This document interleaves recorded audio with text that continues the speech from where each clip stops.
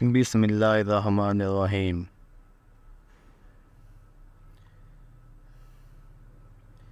ملکان ایک بہت ہی بڑا بادشاہ تھا۔ اس کا بس ایک ہی بیٹا تھا جس کا نام حضرت خضر علیہ السلام تھا۔ جب حضرت خضر علیہ السلام جوان ہو گئے تو والد کو ایک دن خیال آیا کہ میں اپنے بیٹے کی شادی کر دیتا ہوں تاکہ ہماری نسل آگے چل سکے۔ حضرت خضر علیہ السلام ہر وقت اللہ تعالیٰ کی عبادت میں مشغول رہتے تھے۔ ان کو دنیا داری کی کوئی پرواہ نہ ہوتی تھی۔ ان کو شادی سے کوئی سروکار نہ تھا، لیکن حضرت خضر علیہ السلام کے والد نے ان کو شادی کرنے پر مجبور کر دیا۔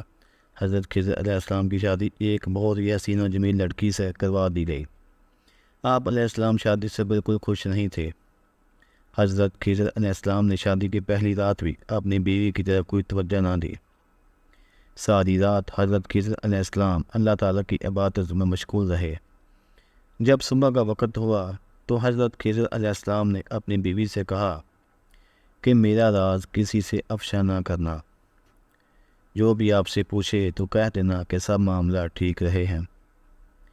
لڑکی نے حضرت خضر علیہ السلام سے وعدہ کیا اور سب کو وہی کہا جو حضرت خضر علیہ السلام نے بیوی کو کہا تھا، لیکن لوگوں نے حضرت خضر علیہ السلام کی بیوی کی باتوں پر یقین نہیں کیا۔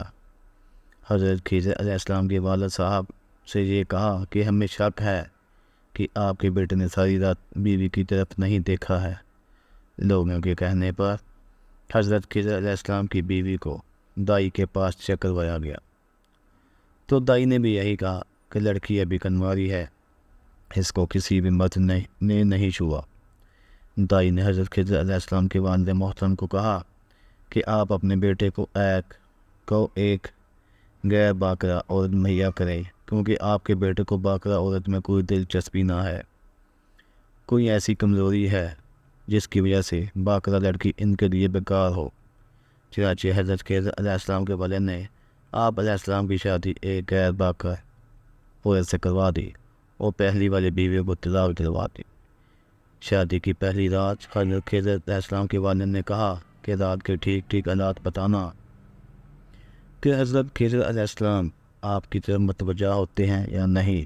چنانچہ جب رات ہوئی تو حضرت خضر علیہ السلام نے پہلی بیوی کی طرح اس عورت پر بھی کوئی توجہ نہ دی۔ آپ علیہ السلام ساری رات اللہ تعالیٰ کی عبادت میں مشغول رہے۔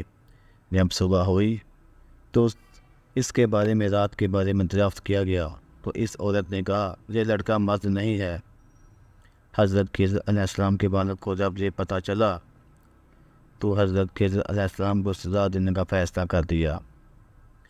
حضرت خضر علیہ السلام کے والد نے آپ علیہ السلام کو ایک کمرے میں بند کر دیا۔ اس کمرے کے دروازے کو چونے، گاڑ اور اینٹ پتھر سے بند کروا دیا، حتیٰ کہ 2 دن تک آپ علیہ السلام بھی اسی کمرے میں بند رہے۔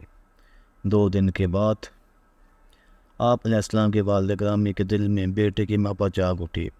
اس کے بعد کمرے کو کھولنے کا حکم دیا گیا۔ جب کمرے کو کھولا گیا تو دیکھتے ہیں کہ حضرت خضر علیہ السلام کمرے میں موجود ہی نہیں ہیں۔ یہ دیکھ کر لوگوں کو بڑی حیرانگی ہوئی۔ ملکان کو جب یہ پتہ چلا کہ میں بیٹے کے وجود سے محروم ہو گیا ہوں تو اس نے بیٹے کو تلاش کرنا شروع کر دیا اور تلاش کرنے کی بڑی کوشش کی، لیکن ملکان اپنے بیٹے کو تلاش نہ کر سکے۔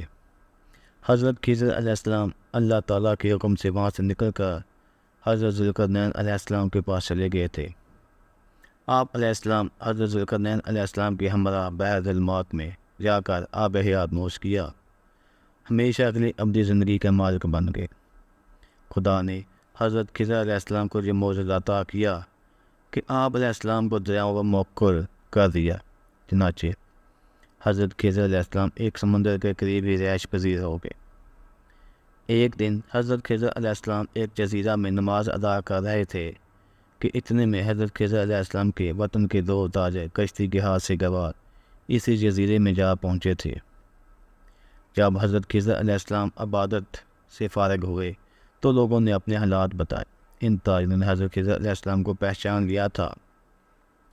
ان لوگوں نے اپنی مشکل بتائی۔ حضرت خضر علیہ السلام نے فرمایا کہ میں آپ کی مدد ایک شرط پر کروں گا۔ وہ شرط یہ ہے کہ آپ اپنے ملک میں جا کر کسی سے بھی میرا ذکر نہیں کرو گے۔ ان لوگوں نے یقین دلایا کہ ہم کسی سے بھی آپ علیہ السلام کا ذکر نہیں کریں گے۔ حضرت خضر علیہ السلام نے سمندر کی لہروں کو حکم جاری کیا کہ ان لوگوں کو فلاں ساحل پر پہنچا دو۔ سمندر کی لہر نے ان لوگوں کو ساحل پر پہنچا دیا۔ اپنے ملک میں پہنچنے کے بعد ایک آدمی نے تو اپنے وعدے پر قائم رہا، مگر دوسرے آدمی سے رہا نہ گیا۔ وہ آدمی حضرت خضر علیہ السلام کے والد ملکان کے پاس گیا۔ اس نے حضرت خضر علیہ السلام سے ملاقات کا سارا واقعہ بتا دیا۔ اس آدمی نے یہ بھی کہا تھا کہ میرے ساتھ ایک تاجر اور بھی تھا۔ جب اس تاجر کو بھی مالکان نے اپنے پاس آنے کو کہا، جب وہ تاجر بادشاہ کے پاس آیا تو اس نے کہا، یہ آدمی جھوٹ بول رہا ہے، میں تو اس آدمی کو جانتا بھی نہیں ہوں، یہ کون ہے؟ اس آدمی نے کہا کہ بادشاہ سلامت، یہ آدمی جھوٹ بول رہا ہے، اس کو بھی قید کر لیں اور میرے ساتھ اپنے کچھ ساتھی اس جزیرے میں بھیج دیجیے، ساری حقیقت سامنے آ جائے گی۔ چنانچہ بادشاہ نے اس تاجر کے ساتھ اپنے کچھ آدمی جزیرے کی طرف بھیج دیے، مگر جب مالکان کے آدمی وہاں پہنچے انہوں نے حضرت خضر علیہ السلام کو بڑا تلاش کیا، لیکن بادشاہ کے آدمی ناکام لوٹ آئے۔ انہوں نے واپس آ کر سارا واقعہ بیان کر دیا۔ بادشاہ نے پہلے آدمی کو رہا کر دیا اور دوسرے کو پکڑ کر قید کر لیا۔ اتفاقاً اسی شہر میں کوئی بڑی تباہی آ گئی، کیونکہ وہاں کے لوگ بڑے گناہ گار تھے۔ اس تباہی نے سوائے دو آدمیوں کے سب کو برباد کر کے رکھ دیا۔ ایک موکن والی عورت جس شادی کی رات کا حضرت خضر علیہ السلام کا راز فاش نہ کیا تھا، دوسرا وہ آدمی جس نے حضرت خضر علیہ السلام سے کیا ہوا وعدہ پورا کیا۔ جب یہ دونوں آپس میں ملے تو انہوں نے ایک دوسرے سے بات چیت کی۔ دونوں نے ایک دوسرے کو بتایا کہ ہم نے حضرت خضر علیہ السلام کا راز فاش نہیں کیا۔ ان دونوں نے آپس میں نکاح کر دیا۔ اس ملک سے ہجرت کر کے یہ دونوں کسی دوسرے ملک جا کر بس گئے۔ اگر آپ کو میری یہ ویڈیو پسند آئی ہو تو اس کو لائک اور سبسکرائب لازمی کریں۔ اللہ حافظ۔